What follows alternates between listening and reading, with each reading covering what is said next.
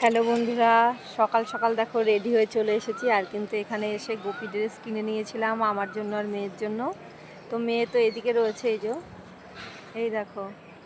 তো কেমন লাগছে আর পেছনে দেখতে পাচ্ছ তো সবার। ভেতরে তো দর্শন করার নিষেধ আছে, মানে ক্যামেরা নিয়ে যাওয়া যাবে না, সেই জন্য বাইরে থেকেই তোমাদেরকে আমরা নিয়ে গিয়েছিলাম, কিন্তু চোট্টামি করিনি। থাক না, যেটা বিরুদ্ধে করার কোনো দরকার নেই। মন্দিরে যেটা নিয়ম মেনেটাই সঠিকই।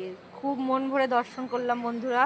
তোমাদেরকে দর্শন করাতে পারিনি, কিন্তু এই যে বাইরে এসে তোমাদের সাথে মন্দিরটা দর্শন করাচ্ছি। এখান থেকেই সবাই দর্শন করে নাও।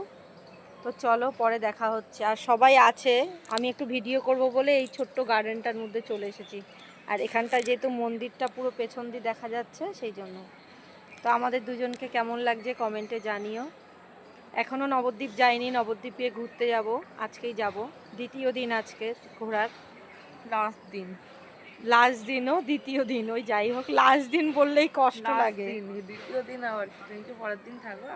থাকবো না, মানে মনটা খারাপ লাগছে, চলে যাব। তো এইসব জায়গায় আসলে সত্যি মনটা এখানেই পড়ে থাকে, কখন আসবো এরকম একটা ব্যাপার। আর খুবই ইচ্ছা ছিল আমার।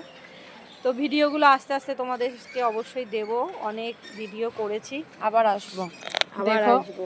এই বছরই হয়তো। তো চলো, আবার পরে দেখা হচ্ছে।